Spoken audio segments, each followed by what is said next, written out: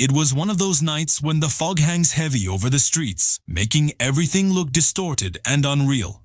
I had driven for hours, searching for a place to rest, when I stumbled upon a town I had never heard of before. It was small, almost like it had been forgotten by the world. The street signs were rusted, the buildings worn and crumbling, and a silence surrounded the place that felt unnatural. There were no cars, no people, just the sound of my own footsteps echoing against the cracked pavement. I pulled my car over and decided to explore a little before finding an inn or hotel. As I walked through the main street, I noticed that most of the buildings were boarded up, their windows shattered or covered in grime. A light flickered in one of the upper windows of what seemed to be an old house. Curiosity got the better of me, and I approached carefully. The door was unlocked, creaking ominously as I pushed it open. Inside, the air smelled of mildew and decay. Dust coated every surface, and furniture lay broken and scattered as if the house had been abandoned in a hurry. I stepped further inside, and a cold gust of air blew through the room, extinguishing the small flashlight I had. I heard a whisper, so faint at first I thought it was the wind. Then I heard it again, clearer, calling my name. I froze, my heart racing. I could feel eyes on me, even though no one was there. I forced myself to turn around, but there was nothing. Just shadows dancing on the walls, twisting and stretching in ways that made no sense. I left the house quickly and continued down the street. I noticed that no matter where I looked, there was never a single sign of life. No birds, no insects, nothing. It felt like the town had been emptied of life entirely. I found a small diner with the door slightly ajar. Inside, it was just as abandoned as the house, plates stacked in the sink, coffee cups left half full, as if the people had disappeared in an instant. As I moved to leave, I caught movement out of the corner of my eye. A shadow moved across the wall, quick and deliberate. But when I looked directly, nothing was there. My stomach sank, and a shiver ran down my spine. I decided I needed to find somewhere safe, somewhere to rest, but nothing seemed welcoming. I found the Greystone Inn at the edge of town, a large old building with peeling paint and a flickering sign. The door creaked loudly as I pushed it open, and the lobby was dark and musty. The receptionist was nowhere to be seen, but the registration book lay open, dusty, on the counter. I found a key lying on the counter, numbered 7, and decided it must be for a room upstairs. I had no choice. I needed shelter. The room was small and dimly lit, the bed covered in a thin, stained blanket. As soon as I sat down, I heard the faint sound of footsteps in the hallway outside. I told myself it was just the old building settling. I set up my camera on the dresser, wanting to capture anything unusual, and tried to rest. But the whispers began again, louder this time, more insistent. They weren't words I could understand. They sounded urgent, demanding attention. I could feel a presence in the room, unseen but oppressive. The blankets shifted again, as though something unseen had moved them.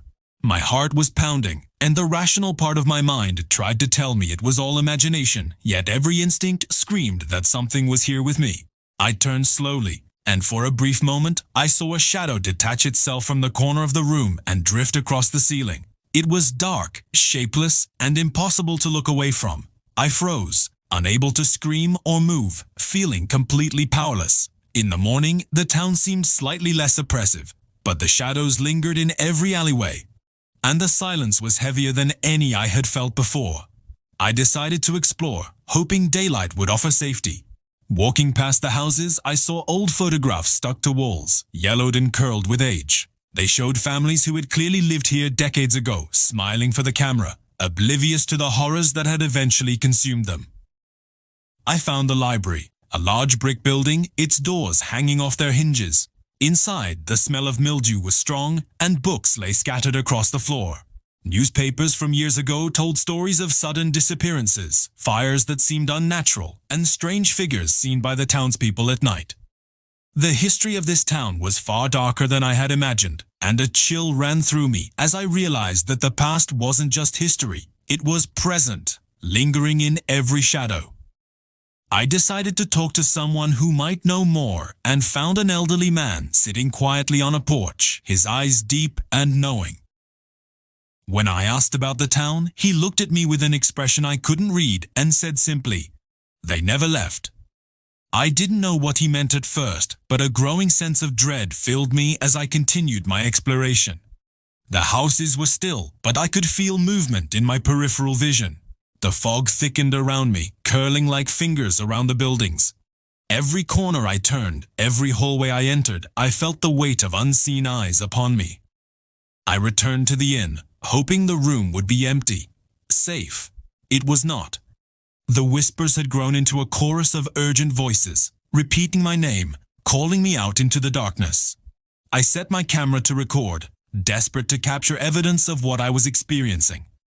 Later that night, I ventured into the forest behind the town. Trees twisted unnaturally, their branches clawing at the foggy sky. Every step I took seemed to echo endlessly, and shadows moved in ways that didn't make sense. I saw figures standing among the trees, motionless, watching me. They were humanoid but elongated, features obscured by darkness. I raised my camera, and when I looked back, they were gone. I pressed on, drawn by a mixture of terror and curiosity.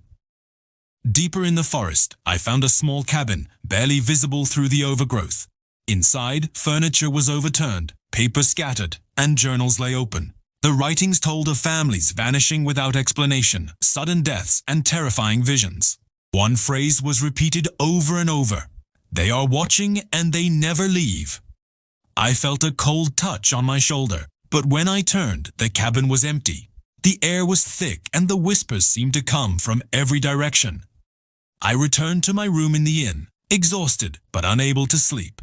The whispers continued, circling me, and shadows shifted in impossible ways. My camera captured fleeting images of figures reaching toward me, their faces twisted in silent screams. It was then I understood that the town's ghosts were trapped, reliving their horrors endlessly, desperate to be seen, to be heard. I needed to leave, to escape. But part of me feared that once I left, I would be followed, haunted forever by what I had witnessed. The night seemed endless, every creak and groan of the building amplified in my mind. I could feel cold hands brushing past me, whispers curling into my ears, and shadows stretching toward me, trying to pull me into the darkness. Determined to confront the source, I went to the old church at the edge of town. Its walls were charred, broken, and covered with strange symbols. As I stepped inside, the doors slammed shut behind me. The temperature plummeted, and ghostly apparitions appeared, their eyes hollow, mouths open in silent screams. They circled me, whispering in a language older than time, their presence pressing down until I could barely breathe. Invisible hands gripped me, dragging at my clothes, trying to pull me into the shadows. Panic consumed me, but I ran, stumbling through the pews, breaking through debris, and finally bursting out into the foggy night. Once outside, the town seemed quiet again, deceptively normal. I stumbled through the streets, heart pounding, lungs burning. The fog lingered, the shadows stretched long, and the sense of being watched never left me. I reached my car and drove away, the town disappearing into the mist behind me. Yet I knew the darkness would follow, patient, watching, waiting. The footage I had recorded would later shock investigators and skeptics alike. Shadows moving independently, objects shifting, whispers caught on microphone. The town was alive with spirits, trapped between the past and the present, unwilling to rest. Even years later, the memories haunt me. The whispers, the cold touches, the eyes in the shadows. They never leave. Ravenwood is still there, quiet and seemingly abandoned, but alive with the stories of those who disappeared long ago. Anyone wandering its streets may feel the oppressive weight of the unseen, hear voices that vanish when approached, and see figures that do not belong. The town remembers, and it waits. Curiosity can be dangerous. Fear is persistent. Some places are best left alone, and Ravenwood is one of them. Approach if you dare, but know this: the shadows never sleep and the whispers never